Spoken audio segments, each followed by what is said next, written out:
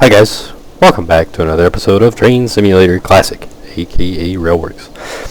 Today we're going to be taking a look at another model from DTM, the Western Maryland BL2 pack. The BMD, or the BL2 was, yeah, I did good with that one.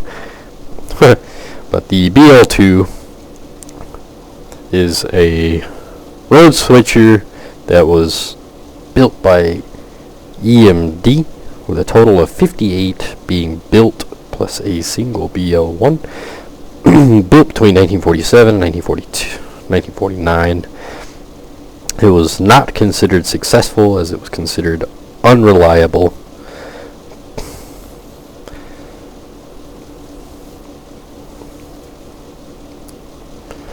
And anything more interesting? Not really. Does include a EMD 16567B prime mover, so it is in essence a combination of a GP7 and an F7.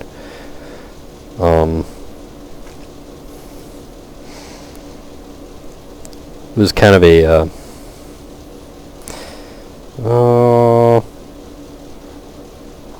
what one would... The original BL1 was based on the F3, but it was designed more for road switching capabilities, something that the F series is, well, obviously kind of hard to do with, given your cab that's only up on the front with no real decent rear-facing capabilities. So, yeah.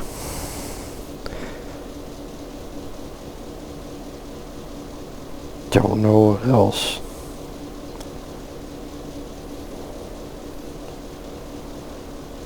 BL2 is expensive and time-consuming to build because of the unique car body design.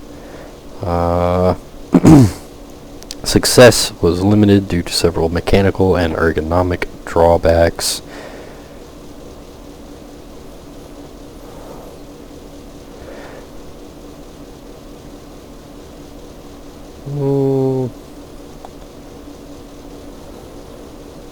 Locomotive's car body lacked a full-length walkway of a true switch engine, a mistake not repeated on subsequent GP series, making it difficult for the brakeman or switchman to move from one point on the locomotive to another during switching operations. Lessons learned contributed to the development of the GP7. So, in essence, this thing was built to be kind of a stopgap in EMD's development.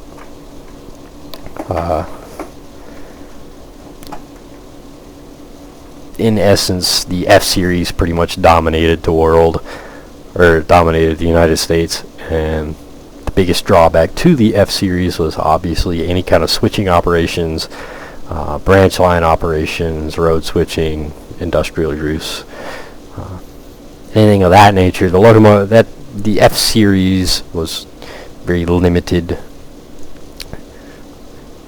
due to the obvious drawback of not being able to see what's going on behind you. And so EMD developed these little dudes.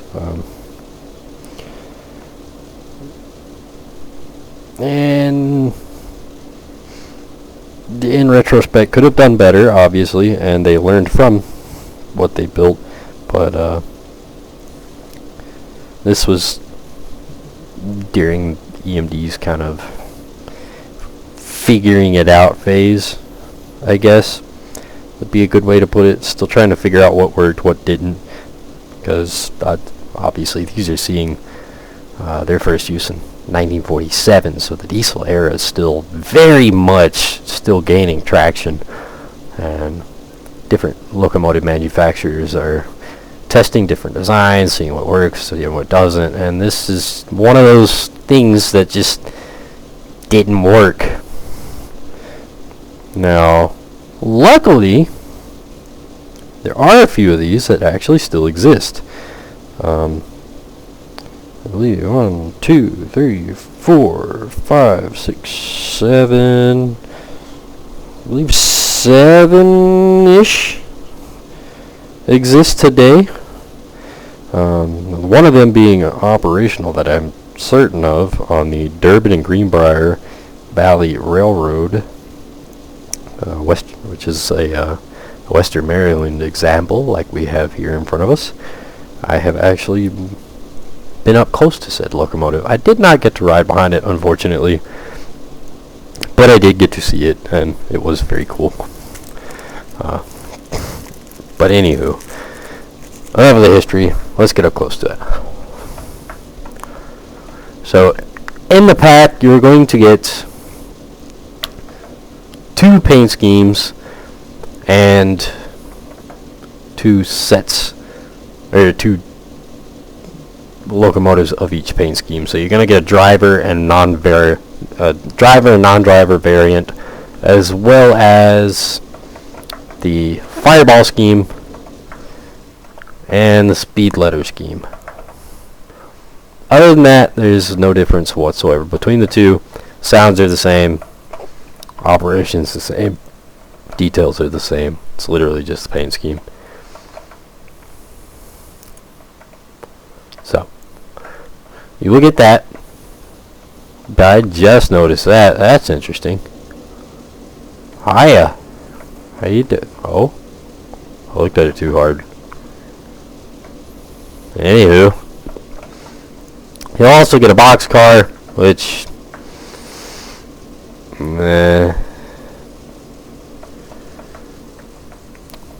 the ever well-known DTM gondola, 2-bay hopper,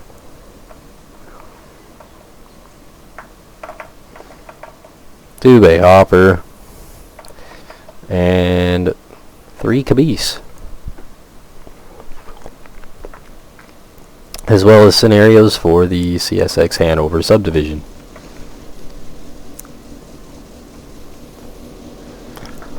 Up close, nah. There is a very noticeable color difference between the trucks and the rest of the body, which is kind of entertaining, I think. And once again, there's really weird weathering going on here, like a literal spot, like a spray paint can. Some kid went up to it, just, quick squirt.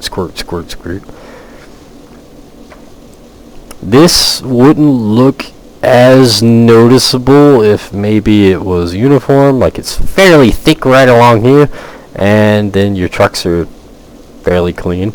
It's fairly thick right here is very noticeable. Like, how you get it dirty right here but not have that same kind of uniformity down here? Not here at all whatsoever on the fuel tanks. So I can already tell you, I don't like the weathering. It's very rare that I like the weathering. Definitely not a fan of the exhaust. At least it's not the squares, but yeah.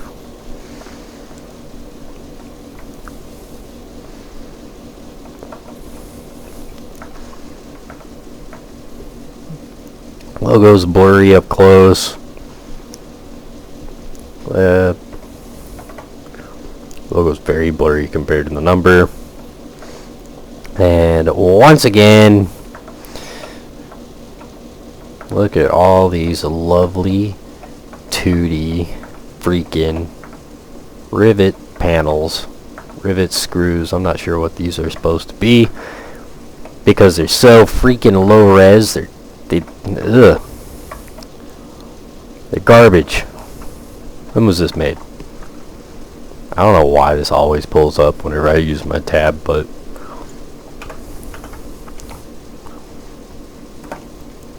well,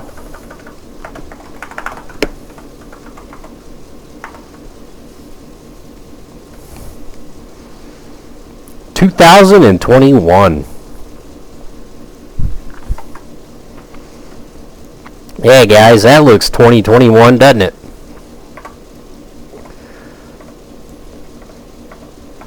That looks like 2021.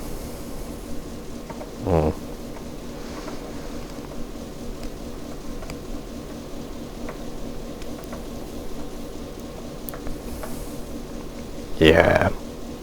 Garbage.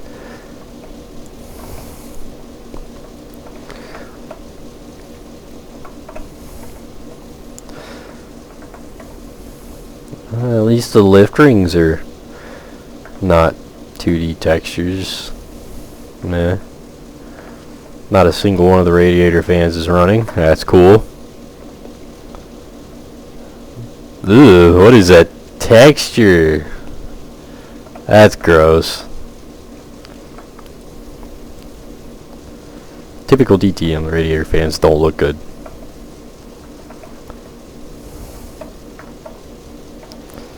And wow. Even the door is a 2D texture.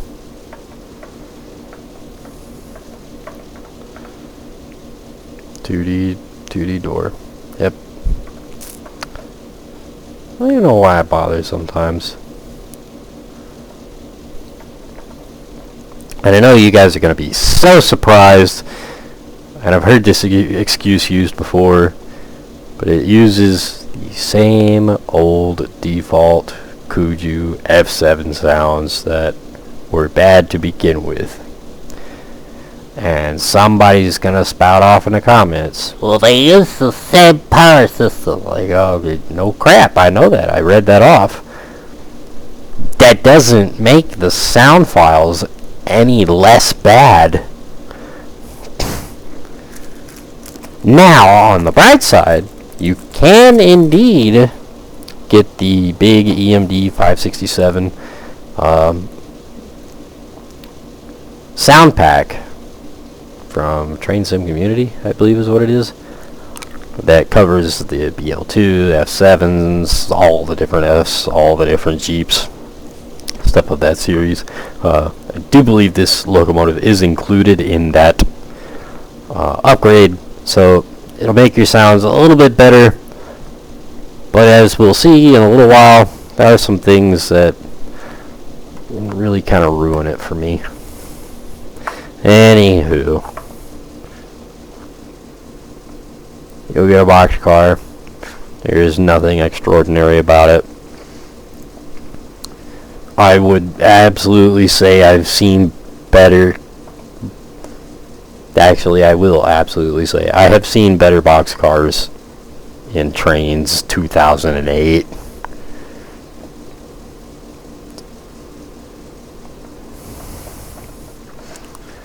At least the handrails are modeled. There's something. Nothing else on it looks good. Like, we got our number blurring through the M here. Like, this is so half-assed, it's not even funny. Gondola, this isn't new. We've seen this in every other DTM back ever. Or even the load is a low-res pile of, I don't know.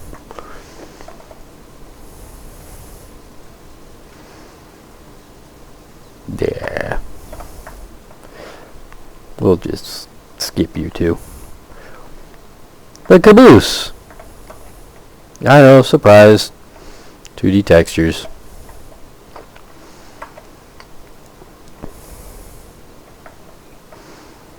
That's gross.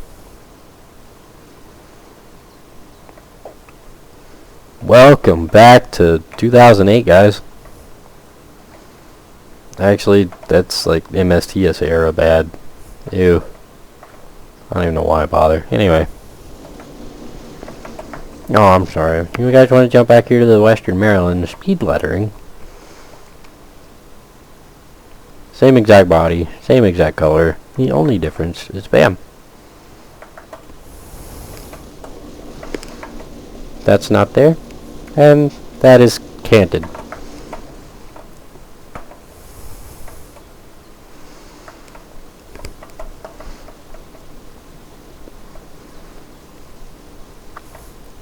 DTM model, a good few years older than that, just for comparison, just because I thought it would be funny to see if there has been any improvement in 10 years, and that'd be a no.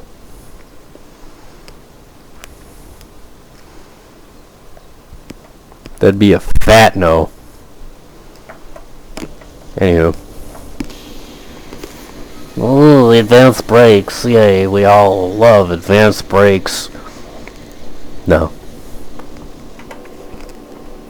I don't like the advanced brakes at all on diesels. They're awful.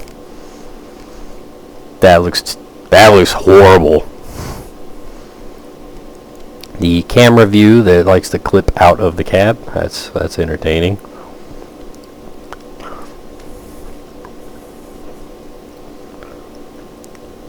I guess credit where it's due. You have kind of a rear view.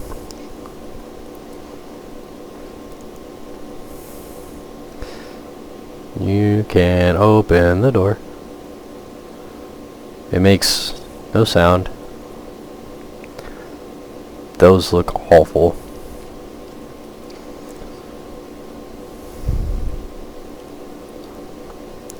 Engine start, engine stop.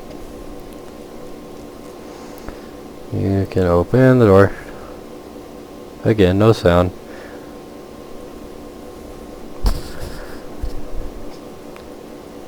You cannot open the window. Window. No sound. You don't get the side window. Visor. Look at it. It just looks. This looks so old. Nice.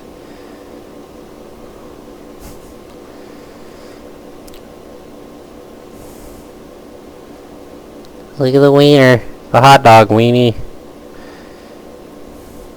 Hot dog weenie, hot dog weenie, hot dog weenie. Look, there's even a small one down there for picking a blanket. Wow, no sounds. We don't get the transition. What we stuck him for? Okay. How about now? Nah, we stuck him for. Cool. The only things that make sounds.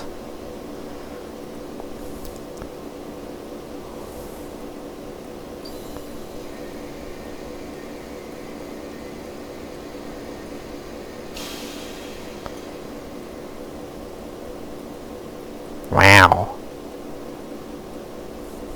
That's a prime example of why I do not like advanced brakes on diesels. And sit here and just click on it and drag it, click on it and drag it, click on it and drag it, click on it, drag it, trying to get it to actually let loose. Bell.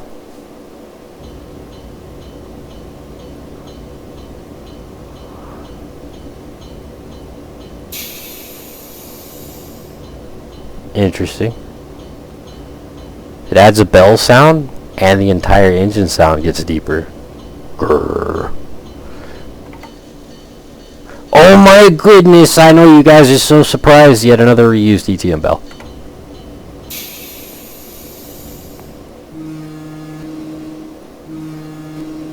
That's interesting.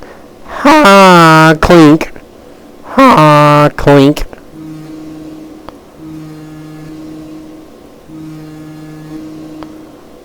Ha. Headlights. Number board lights, class lights, rear headlight, rear number board, rear class, cab light, instrument light, wipers, sanders, wacky, cab lights. Don't make my frame rates happy. Let's get rid of those. Wow.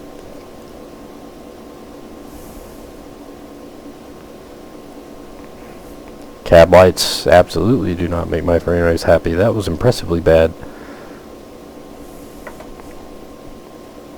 Woohoo!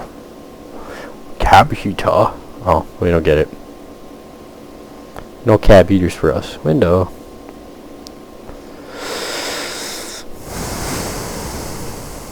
Oh. Look at that. Look at that blurry ass rectangle.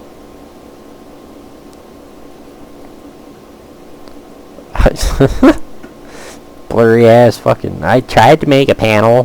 Didn't make a panel. It's just texturing is awful. Texturing is so old. Dated. Okay. Oh. Grab a notch before I start rolling backwards.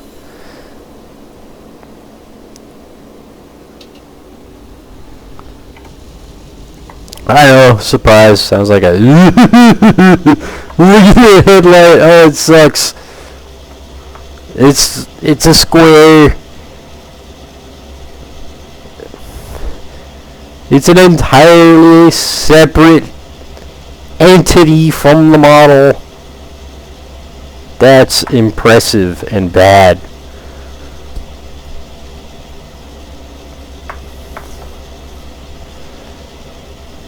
Can we change the marker lights? We can.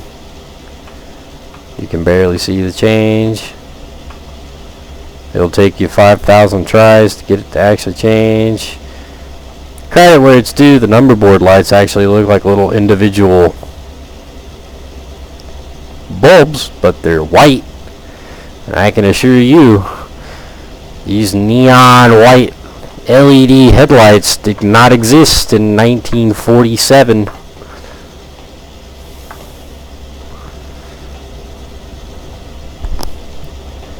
Not a fan.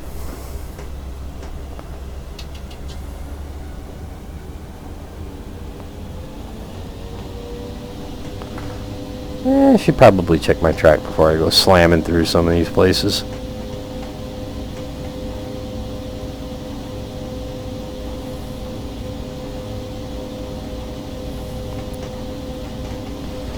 Yeah, speed limit's not what I'm doing. I really don't care. Typical rolling sounds on the rolling stock. Nothing great.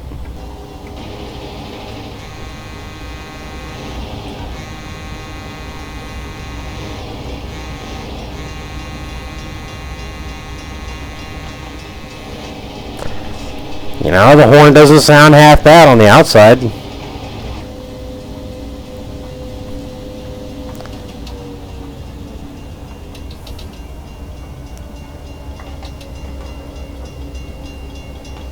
And now that I got it wound up, the engine sounds do not sound half bad.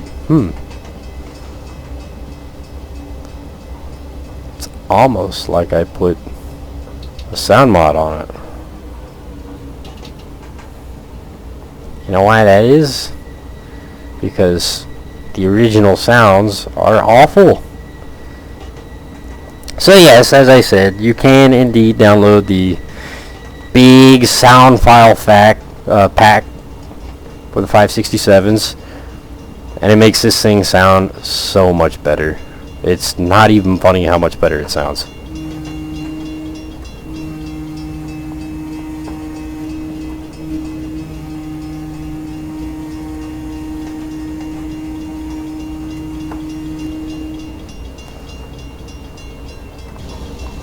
Yeah, the horn's just not great inside the cab though.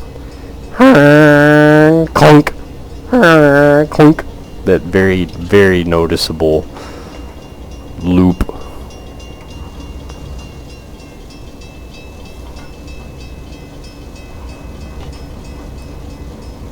Chug, chug, chug, chug, chug, chug, chug, chug. It just, it's not a good model. It's like barely a step up from the exact same model from BrickKits, which I have brought up.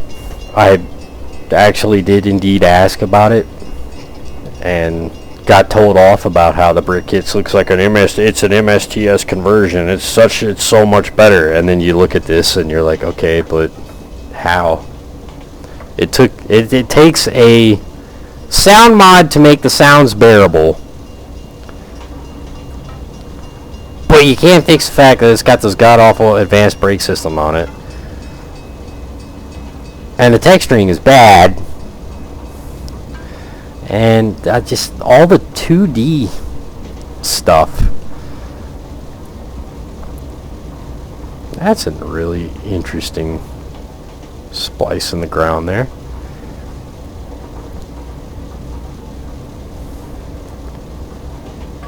Very interesting wheels.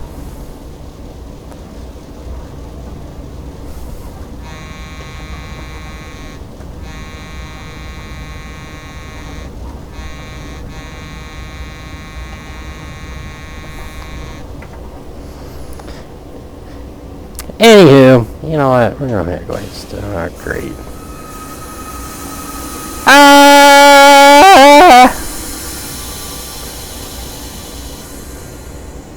My poor ears.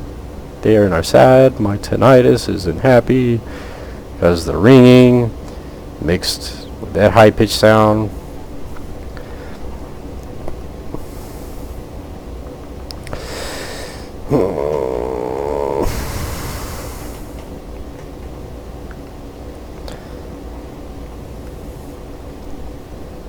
Yeah, I don't know why I bother. It's just not, once again, not a great pack.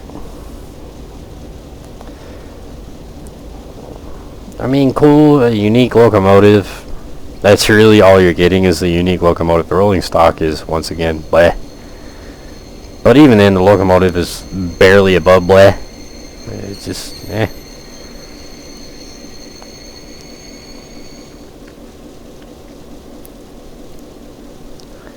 Yet again, another DTM product that there's very little to say about it that's good.